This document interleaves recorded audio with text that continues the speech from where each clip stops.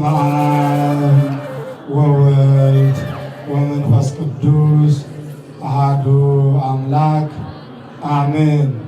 ምስጋና የባህሪው የሆነ ልዑለ ባህሪ ቅዱሰ ባህሪ ንጹሐ ባህሪ የድንግል ማርያም ልጅ ዛሬ ከመንበረ ክብሩ ወጥቶ እኔንና እናንተን ሊባርክ በመካከላችን ቆሞ የሚባርከን መድኃኔዓለም ክርስቶስ የድንግል ማርያም ልጅ ስሙ ከዓለም ዳርቻ እስከ ዓለም ዳርቻ ከፍ ብሎ ይመስገን። ምእመናን እልል ብላችሁ አመስግኑ። እናቱ እናታችን የሕይወታችን መጽሔት አምላክን ያየንባት ንጽሕተ ንጹሐን ድንግል ማርያም ከፍ ብሎ ስሟ ይመስገን። እልል ብላችሁ አመስግኑ። ጻድቃን ሰማዕታት ትጉሃን መላእክት እንደየክብራቸው ምስጋና ይድረሳቸው። ምስጋና ስጡልኝ። ክቡር መልአከ መንክራት አባታችን መምህር ግርማ ቀደም ሲል ይህንን ቤተ ክርስቲያን በማገልገል በመስራት በማሰራት ሁላችሁም የምታውቋቸው አገልግሎታቸው ለብዙ ሰዎች ተደራሽ የሆነ ጸጋ እግዚአብሔር የተሰጣቸው ትልቅ የቤተ ክርስቲያናችን ዕንቁ አባት በመካከላችን ተገኝተዋል። የዕለቱን ትምህርት ይሰጡናል። አሁን ቀጥታ የምንሄደው ወደ መልአከ መንክራት ክቡር አባታችን መምህር ግርማ ይሆናል። የዕለቱን ትምህርት የሚያስተምሩን እሳቸው ናቸው። ሁላችሁም ተረጋግታችሁ በረከት እንድናገኝ በመድኃኔዓለም እንድንባረክ ጸጋና ክብር ይዘን እንድንሄድ ስለሆነ የመጣ ነው። ተረጋግታችሁ እንድታዳምጡ በእግዚአብሔር ስም ጠይቃለሁ። ወደ አባታችን ወደ መምህራችን እንሄዳለን።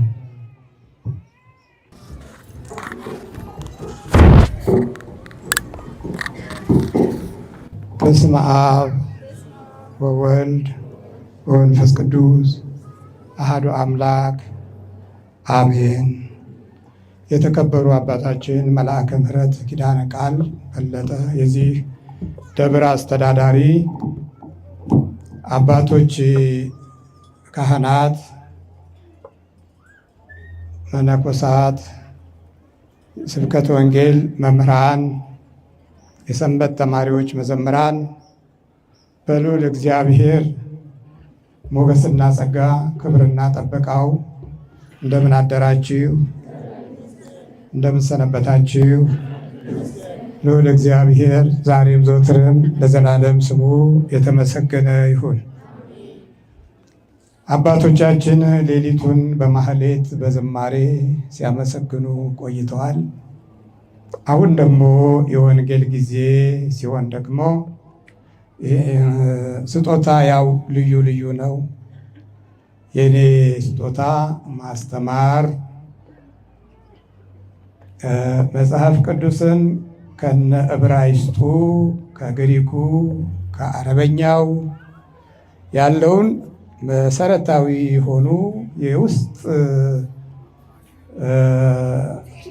እውቀቶችን በእግዚአብሔር አምላክ ማወቅ፣ መተርጎም፣ መጸለይ፣ ቅዱስ ቁርባን መውሰድ፣ ይሄ የኔ ስጦታ ነው። ደግሞ ይሄ እንግዲህ የውስጥ ሕይወት ጉዳይ ላይ ነው ዋናው እንግዲህ ትኩረታችን።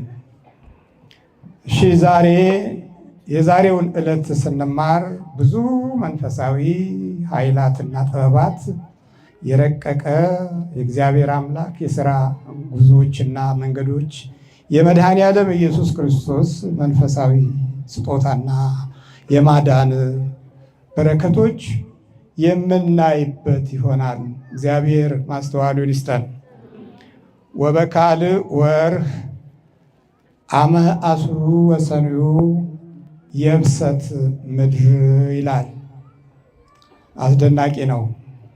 በሁለተኛው ወር በቀኑም በ27ኛው ቀን ምድር ደረቀች። ሁለተኛው ወር መቼ ነው? ጥቅምት 27ኛው ቀን መቼ ነው? ዛሬ። አዎ ይህንን የምናገኘው ዘፍጥረት ምዕራፍ 8 ቁጥር 14 ላይ ነው። በሁለተኛው ወር በ27ኛውም ቀን ምድር ደረቀች። አቤት ምድር ደረቀች። ደረቀች ሲባል ረሃብ ችጋር አይደለም፣ የሚጠፋ ትውልድ ነበረ። ምድርን አበላሸ፣ ግፍን ያበዛ ጨካኝ አረመኔ ሆኖ ነበረ። እግዚአብሔር ከዛ ውስጥ ሰው ሲፈልግ በአካሄዱ ጻድቅ የሆነ ፍጹምም የነበረ አንድ ሰው አገኘ። ዛሬ የእኛ መድኃኔዓለም እንግዲህ ከጥንት ይሄ ነበረ ጉዞው። ወደዚህኛው ዘመን ስንመጣ እና አባ መባጽዮን እና አባ መቃርስ ዜና እረፍታቸውን እናስታውሳለን። የእነሱም በረከትና ጸጋ ስለበዛ ስማቸው ሳይጠፋ ታሪካቸው ሳይወድም የቃል ኪዳናቸው በረከት ከምድር ሳይወገድ ዛሬ ስማቸውን እንማጸናለን። ይህንንም ስላደረገ እግዚአብሔር ክብር ምስጋና ይግባው። ሌላው ዓለም አባቶቹን ትቷል። አባቶችን እንዲተው ነው ዓለም የሚታገለው። አባቶቹን እንዲተው መንፈሳዊ ክብርና ሞገስ ጸጋና ታሪካቸው እንዲጠፋ ነው ዓለም የሚታገለው። የዚህ የዲያብሎሱ ዓለም የክፉ መንፈስ ዓለም ወደ እዛኛው ወደ ብሉይ ኪዳን ስንመጣ እግዚአብሔር ሰው ፈለገና ኖህን አገኘው። በሁለት ፊደል የተዋቀረ በሁለት ፊደል የተጠራ ሰው ነው ኖህ። የሚገርም ነው። በዚህ ስም ውስጥ ዓለም ዳነች። በዚህ ስም ውስጥ ኢየሱስ ክርስቶስ አለ። በዚህ ስም ውስጥ ድንግል ማርያም አለች። በዚህ ስም ውስጥ መዳን አለ። በዚህ ስም ውስጥ ክብርና ሞገስ አለ።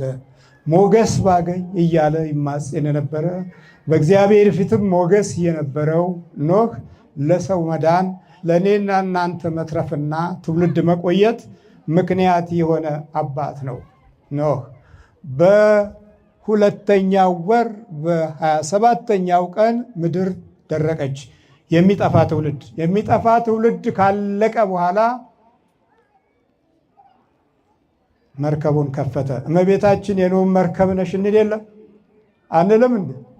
የኖህ መርከብ ነሽ። የመዳን መንገድ፣ የመዳን ሕይወትን፣ የመዳን ኑሮን፣ የመዳን ተስፋን፣ የመዳን ታሪክን፣ የመዳን ጸጋን መዳን አደል የነፈቀን? በኑሯችን አልዳንን፣ በልቦናችን አልዳንን፣ በህሊናችን አልዳንን፣ በታሪካችን አልዳንን፣ በመንፈሳችን አልዳንን። የሰቆቃ ህዝቦች እኮ ነን። በፍቅራችን አልዳንን፣ ፍቅራችን በሽተኛ። በባህሪያችን አልዳንን፣ ባህሪያችን ክፉ። በብዙ መንገድ የከፋ ከምቀኛው፣ ከተንኮለኛው፣ ካፍዛ ደንግዙ ከህይወት ጉስቆለና ውስጥ ገብተን። ስለዚህ በዛ ዘመን ውስጥ የነበረው ጉዳታችን ዛሬ የኛ ጉዳት ነው። ምድር ተበላሽታ ነበር ይላል። በዛን ጊዜ ምድር ተበላሽታ ነበር። ሸሃተ አሬጽ ይላል በዕብራይስጡ። ሸሃተ አሬጽ ምድርን ማጉደፍ፣ ምድርን ማበላሸት፣ ምድርን ማርከስ፣ ምድርን ሙሉ በሙሉ ከእግዚአብሔር ክብር ለይቶ የሚጠፋበትን አጋጣሚ መሳብ፣ ክፉን መሳብ። በዛ ጊዜ ክፉ ትውልድ ነበርና እንደ ዛሬው ዘመን ዘፈን በዝቶ ነበር። ዘፈን አድናቂዎች፣ ዘፈን አክባሪዎች፣ ዘፈን ጠሪዎች በዝተው ነበረ። ድምፆች ሁሉ ለዘፈን ይውሉ ነበረ። ምክንያቱም ድምፅ ያለው ሁሉ ወደሚያከብረው ነው የሚሄደው። ድምፅ ያለው ሁሉ ወደሚወደው ገንዘብ ወደሚያገኝበት ነው የሚሄደው። እኛ ድምፅን ወደዚህ አልሳብንም እኮ። ያለነውም ድምፁን ዝጋ የምንል ነን እኮ። ድምፁን ዝጋው። ድምፁ በጣም ያምራል። ድምፁ ከፍተኛ ነው። ድምፁ ሲቀድስ በጣም ልብ ውስጥ የሚገባ ነው። ስለዚህ ዝጋው የምንል ነን። ጠላት እየሳብን እርኩሳን መናፍስትን እየጎተትን ድምፅ የምናበላሽ እኮ ነን። መቼ አምሮብን ያውቃል? ብንናገር ያምርብን፣ ብንሰብክ የማይድን ህዝብ ነው፣ ብንናገር የማይሰማ ነው። ስለዚህ ከመወለድ ጀምሮ ምድር ተበላሽታ ነበረ። ያኔም አሁንም ምድር ተበላሽታለች። ልክ ምድር ስትበላሽ አንድ ሰው እግዚአብሔር አገኘና በአካሄዱ እግዚአብሔርን የሚመስል በመንፈሳዊ ተስፋውም ዝም ያለ ጊዜውን በዝምታ የሚመለከት ሲነግሯቸው የማይሰሙትን ትውልድ የራሱን ስራ መስራት ጀመረ። የራሱን ስራ ሲሰራ እግዚአብሔርን ሲሰማው መርከብ ስራ አለው። መርከብ ስራ። ሌላው መርከብ መስራት አልቻለም። ይጨፍራል፣ ይደንሳል። እንደ ዛሬው ዘመን ቲክቶክ ላይ የለን ሰዎች ሁሉ እኮ ተራቁተዋል። ታያላችሁ አይደል? እንዲህ አይነቱን ነገር ስናይ የበለጠ የጠላት ኃይል በአኗኗራችን ውስጥ የቱን ያህል ሰፊ ቦታ ይዞ ክርስቲያናዊ ሕይወታችን አደጋ ላይ ብቻም አይደለም ከፍተኛ የሆነ የትውልድ ጥፋት ላይ መድረሳችን እናያለን። የሌላው ዓለም ለጥፋት የሚመቸውን ነገር እያመቻቸ ነበረ። ኖህ መርከብ እየሰራ ቆየ። ረጅም ሰዓት 120 ዓመት ሙሉ ሲዘጋጅ ቆየ። ከዛ በኋላ ኖህ ምንድን ነው ስሙ? ትርጉሙ ደግሞ ምንድን ነው ስንል ኖህ ማለት እረፍት ማለት ነው። ኖህ ኢየሱስ ክርስቶስ ምን አለ? ወደዚህ ሲመጣ እናንተ ደካሞች ሸክማችሁ የከበደ ወደ እኔ ኑ፣ ከእኔም ተማሩ፣ እኔም አሳርፋችኋለሁ። ምን እላችኋለሁ? አሳርፋችኋለሁ አለና ኖህን መሰከረው። ኖህን እዚህ ጋር አመጣው። አሳርፋችኋለሁ። በኖህ ዘመን የነበረው ቃል ኖህን ይመራው ነበረ። መርከብ ስራ አለው። ሰራ። የጥፋት ውሃ እየዘለለ ሲመጣ እንዳይድንም እንዳያመልጥም ወደ ላይ እንዳይወጣ ከላይ ይዘንባል፣ ወደ ታች እንዳይሄድ ከታች እየሞላ ነው። መንሳፈፍ ሲጀምር የምድር ፍጥረታትን በሙሉ ይዞ ገባ። ኖህ በሰራው መርከብ እግዚአብሔር መርከቡን ዘጋለት። የዘጋው እግዚአብሔር ነው። መርከቡን ዝጋ አይደለም ያለው፣ ዘጋው። እግዚአብሔር ሲዘጋው ማንም አይከፍትም። እግዚአብሔር ምሕረቱን ያብዛልን። ተዘግቶብናል፣ እድል ተዘግቶብናል፣ መኖር ተዘግቶብናል፣ ማሰብ ተዘግቶብናል፣ መናገር ተዘግቶብናል። ግን እንደ ኖህ መርከብ አይደለም የተዘጋብን። እኛ የተዘጋብን እንደ ጥፋት ውሃው ነው። እንደዛ ነው የተዘጋብን። እሱ ዘጋው። ከፍተኛ የሆነ ጥፋት አየለ፣ በረታ። የዘፋኞቹ ዓለም አበቃ። ምድሪቱ ሁሉ አበቃላት። ድንገት የመጣው ኃይል ይዞ ጥርግ አለ። እግዚአብሔር ጋር ሶስት ነገር አለ። ሳታስበው ጥፋት ይመጣል። ስለዚህ ጠዋት ማታ ስትጸልይ ጥፋትን ለማቆም ነው እኮ የምንጸልየው።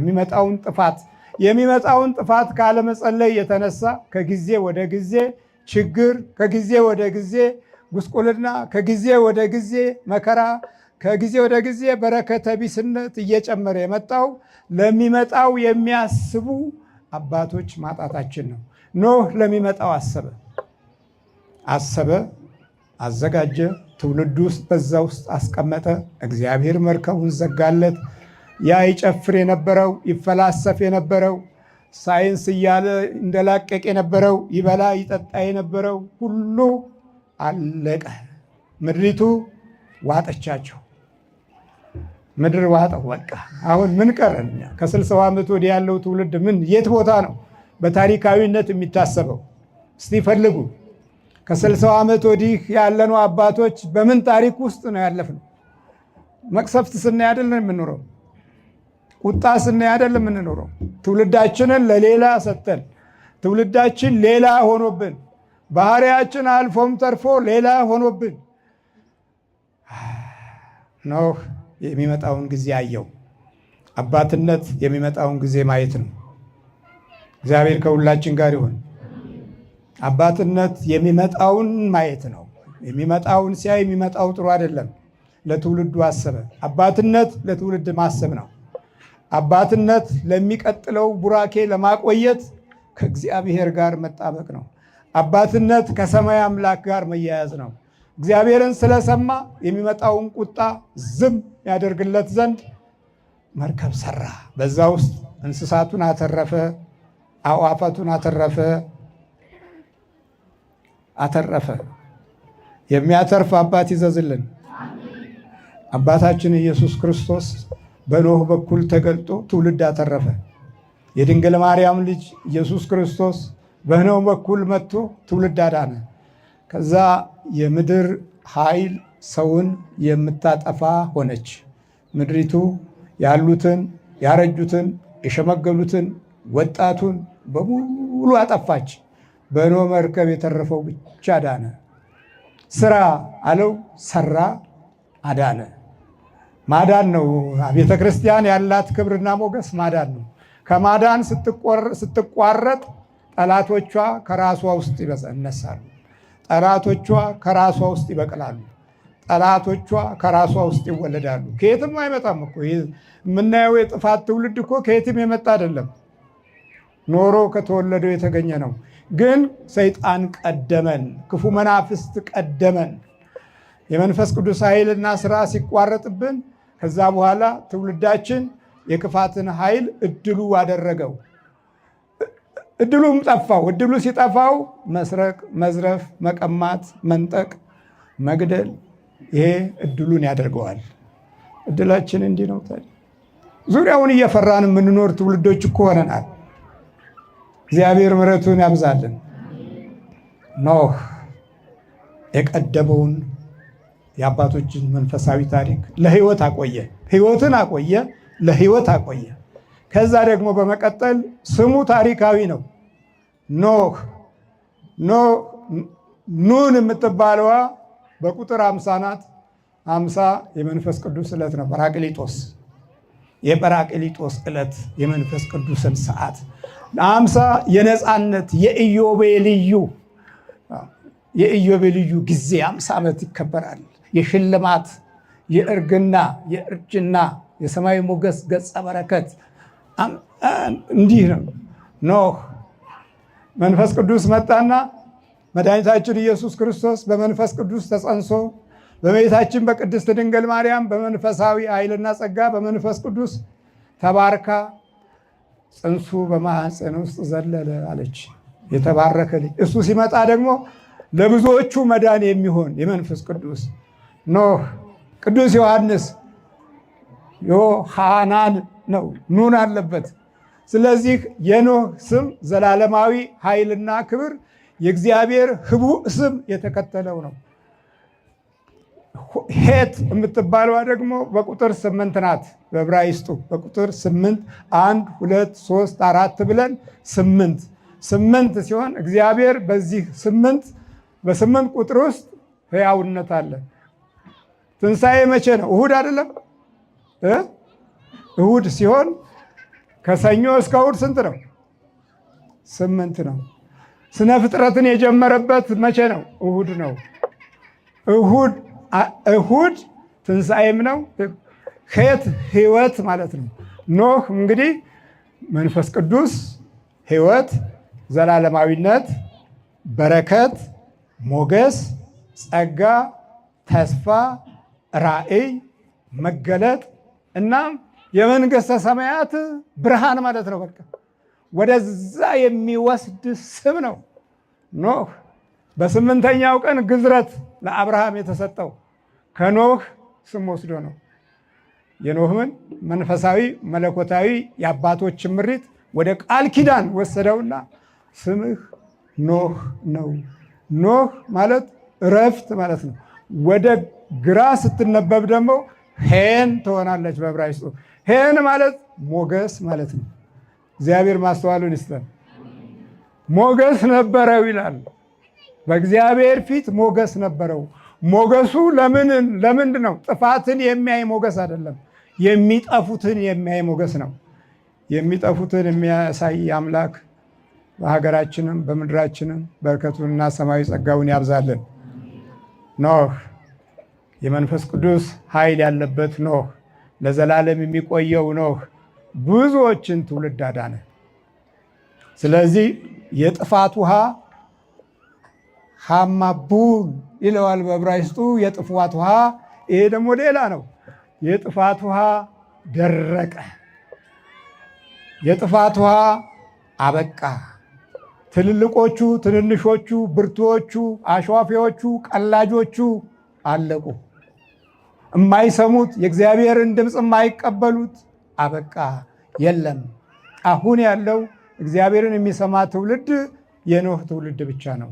ከዛም በላይ ደግሞ ስነ ፍጥረቶቹ ሁሉ በውስጡ እንዲድኑ ምክንያት የሆነ ሰው ነው። ቤተ ክርስቲያናችን ለስነ ፍጥረቱ፣ ለመሬቱ፣ ለሰማዩ፣ ለነፋሱ ሲጸልዩ የነበሩ አባቶቻችን ብዙ ነበሩን።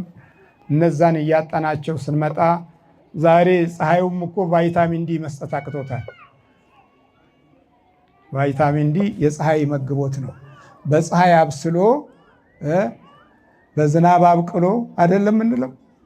እሱም ቫይታሚን ዲ አተን ብዙዎቻችን እየደከመን ነው ያለ ነው። ከፀሐይ የሚሰጥ ለሰውነታችን የሚሆን ብርሃናዊ ንጥረ ነገር ማለት ነው። እሱን ቆሞ አሁን ቆሟል። በክፋት ምክንያት ሲቆም ሕፃናቶች ይልፈሰፈሳሉ። በበቂ የአእምሮ ስብስብ ውስጥ የሚያድጉ አይደሉም። በድክመት ውስጥ፣ በመዛል ውስጥ፣ በመቀጨጭ ውስጥ፣ በመቀንጨር ውስጥ የሚያድጉ ናቸው።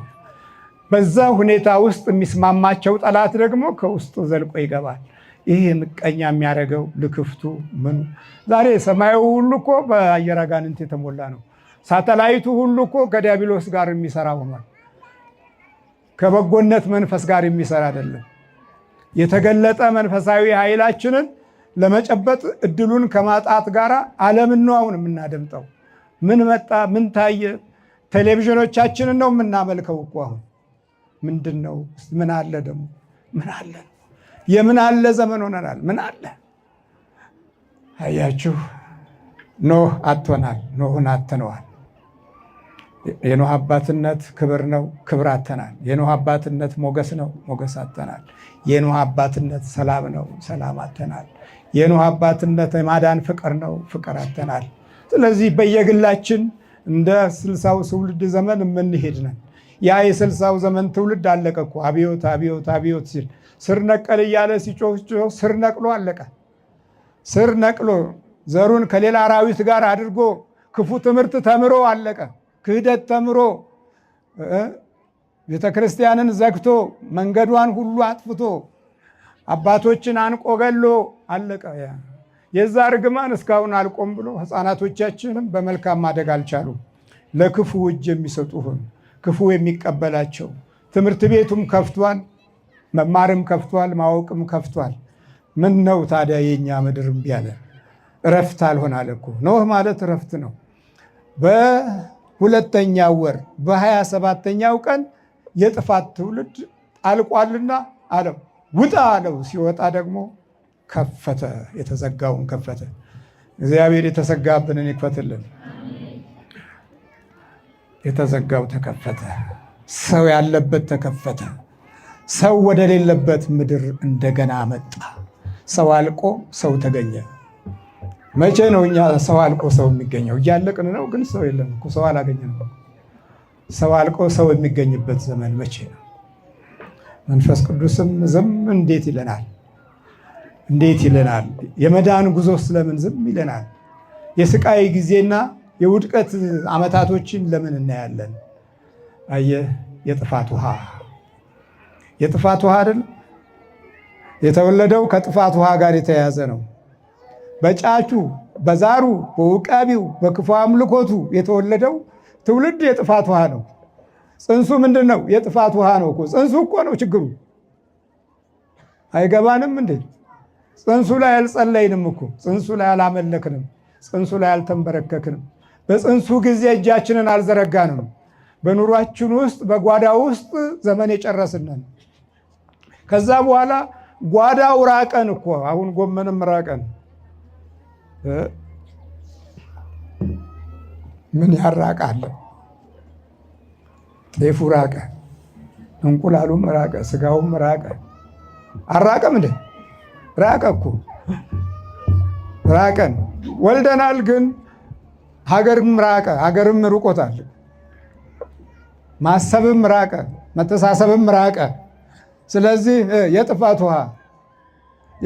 ውሃው ነው የተወለደው። አየህ፣ እግዚአብሔር ምሕረቱን ያብዛልን።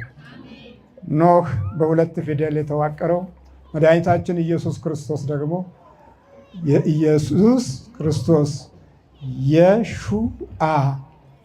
የሹአ ብሎ መጣ።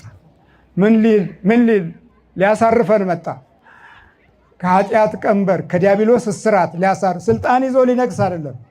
ስልጣን ይዞ ወንበር ላይ ሊወጣ አይደለም። በስነ ልቦናችን ውስጥ ሊነግስ፣ በባህሪያችን ውስጥ ሊኖር፣ በህይወታችን ውስጥ ሊቀመጥ ስጋዬን የበላ ደሜን የጠጣ የዘላለም ህይወት አለው አለ። ይህን ስንሰማ ኖረናል።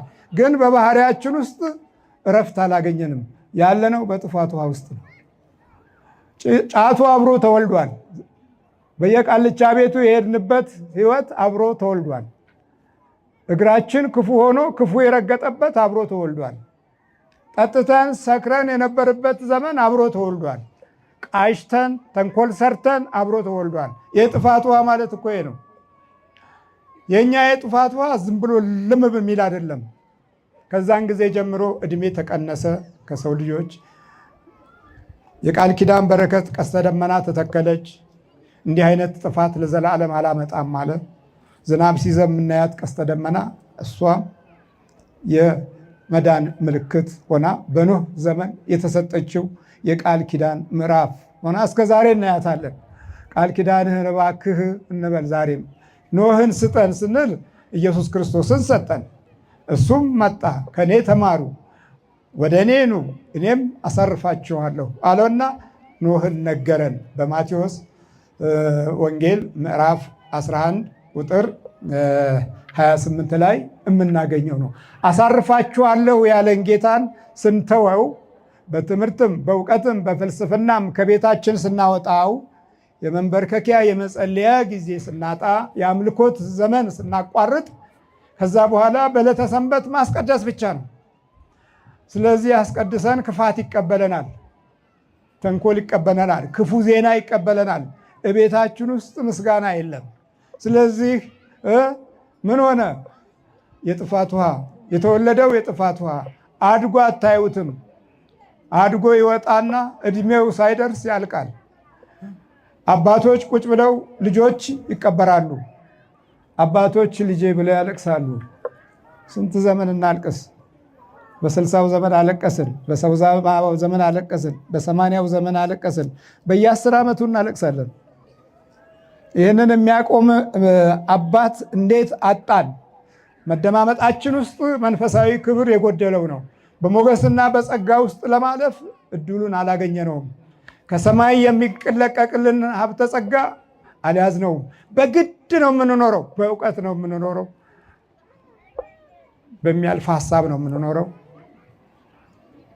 ከዛ ውጭ በስነ ልቦና አንኖርም። እምቢ ብሎናል የጥፋት ውሃ። አዝጋሚ የሆነ የጥፋት ውሃ፣ ዝም ብሎ ግልብጥ ያለ ውሃ አይደለም። አሁን ደግሞ በ2 ወር ውስጥ 12 ጊዜ ምድር ተንቀጠቀጠች አይደል? 12 ጊዜ ውረዱ ውረዱ ውረዱ እኮ እንዴ! በሙሉ እኮ እንትኑ ሁሉ ውረዱ ውረዱ እኮ። እኔ በዛን ጊዜ ውጭ ነበርኩኝ። እንቅጥቃጤው ከባድ ነው። 12 ጊዜ ምድር ምን ነው ነዋሪዎቿን ጠላች። የጥፋት ውሃ ነው። አየህ፣ ውስጣችን የጥፋት ውሃ አለ። እግዚአብሔር ምሕረቱን ያብዛለን። ስለዚህ ዛሬ በ27ኛው ማለት በሁለተኛው ወር በ27ኛው ቀን ምድር የደረቀችበት ነው። ዘፍጥረት ምዕራፍ 8 ቁጥር 14 ላይ ያለው የቃል ኪዳን ኃይልና ጥበብ ወደ መድኃኔ ዓለም ስንመጣ እመቤታችን ቅድስት ድንግል ማርያም ቅዱስ ልጇን ሰጥታን የኖህን ማዳን በአካል ገለጠው። የዛን ዘመን የሰው ልጅን ሕይወት ሕያው ማድረግ ነው። እንደ ስሙ ኖህ ማለት ሕይወት፣ ጸጋ፣ ሞገስ፣ መንፈስ ቅዱስ፣ ዋናው ደግሞ እረፍት ማለት ነበርና ለትውልድ እረፍት የሚሆን አባት ለምድር እግዚአብሔር ሰጠ። ከሰማይ አባት እግዚአብሔር ቃሉንና ሰማይ ነገሩን የሚሰጥ አባት ከሰማይ ከምድር አባት የሰው ልጅ ሕይወትና መንገድ የሚመራ ኖህ። አሁን እኮ የሚመሩን እኮ አመለኞች ናቸው፣ ሱሰኞች ያስተማሩት የ60ው ትውልድ ወደ በረከት አልመጣም። እያጨሱ እየቃሙ ያስተማሩት ትውልድ ለሀገር በረከት፣ ለትውልድ ጸጋ፣ ለቤተሰብ ሞገስ አልሆነም። ከንቱ ሆኖ መሰረቱ ተናግቶ ሁሉም ነገር የጠፋበትን ሁኔታ ነው የምናየውና ስለዚህ በዚህኛው ዘመናችን መድኃኔዓለም ኢየሱስ ክርስቶስ የቃል ኪዳኑን እነ አቡነ መባጽዮን የሰጠበት ትውልድን እምራለሁ ብሎ ኃይሉንና በረከቱን ተሸጋጋሪ ያደረገበት ነውና ያ ቃል ኪዳን ነው አሁን የሰበሰበን። በሚመጣውም በሚቀጥለውም እግዚአብሔር ቃል ኪዳኑን ከምድራችን አያርቅብን። የአባቶቻችን ቃል ኪዳን ተቀብሮ መቃብር ውስጥ የሚቀር አይደለም። በስማቸው ውስጥና በሕይወታቸው ያለው መልካም ተግባራቸው ለዘላለም በመንፈስ ቅዱስ ጸንቶ ይኖራል። ስጋቸውን አፈር ቢመላው ስማቸው ውስጥና ተግባራቸው ውስጥ ያለው ኃይል ይኖራል። ትውልድን ይጎበኛል፣ ተነስ ይላል። የወደቀውን ያነሳል፣ የረሳውን ያስታውሳል፣ የተኛውን ይቀሰቅሳል። ይሄ ነው የቃል ኪዳን ትውልድ። ይችን የቃል ኪዳን ኃይል ለማጥፋት ግን ሰይጣን ረጅም ዘመን ተጉዟል። በቃ አሁን በየህይወታችን ውስጥ አዚምና አይነ ጥላ ሆኗል። አዚም አይነ ጥላ የሚገባን ነገር ክፉ ነው። ክፉ ነገር ለብዙ ዓመት የማይለየን ሆናለን። መልካም ነገር ብንሰራ የምናስበው ክፉዋን ብቻ ነው። የክፉ መዝገብ ኃይል በባህሪያችን ውስጥ ስለሰፋ ጥፋት በረታብንና ወገኖቼ አሁን ትውልድ እያጣን ነው። ትውልድን ከማጣት እግዚአብሔር አምላክ ይጠብቃል። ኖህ ትውልድን አድኗል። የጥፋት ውሃ ቆሟል። በእኛ ዘመን የጥፋት ውሃ እያዘገመን የመጣው ይህን አዝጋሚ የጥፋት ውሃ በክርስቶስ ሥጋና ደም እንድናስወግድ አምላካችን እርዳን። ለንስሐ ስርየት አምላካችን ያብቃን። አሜን። በዚሁ የኔን የበረከት ስራ ልስጥና ካህናቱ ሲያገለግሉ ነው ያደሩት። ስለዚህ ለአገልግሎታቸው እህል ውሃ እንዲባል 20 ሺህ ብር ሰጥቻለሁ።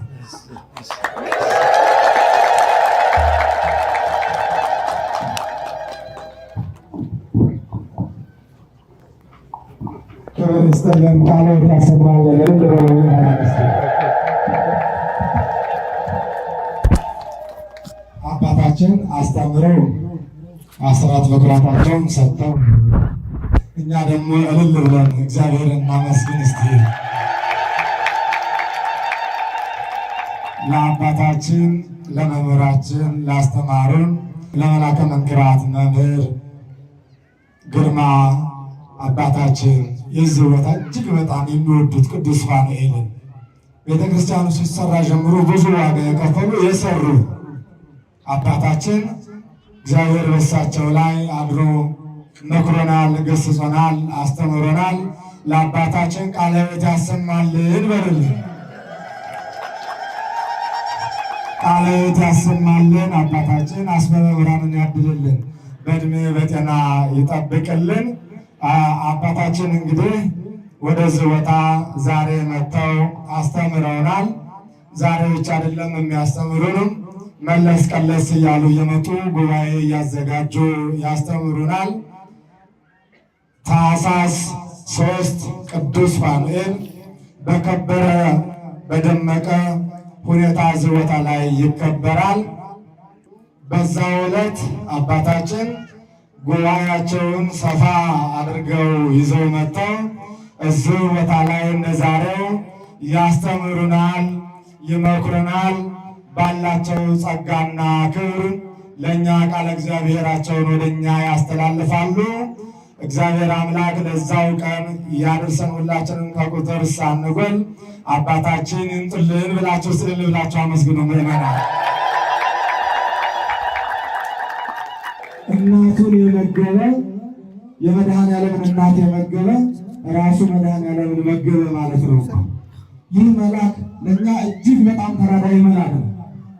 የእኛንና የእናንተን ሀሳብ ወደ አምላክ የሚያገናኝ ጠባቂ መልአክ ነውና ይህን መልአክ ይዘን እኛ አናፍርም። የምንሰራው ሁላ እንሰራለን።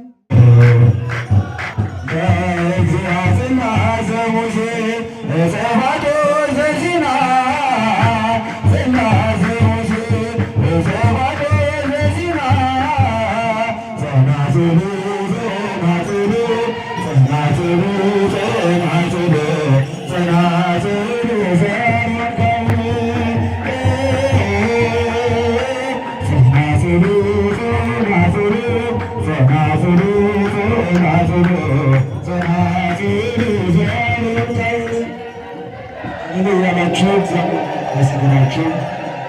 አመስግኑት እግዚአብሔር ዝም በሉ።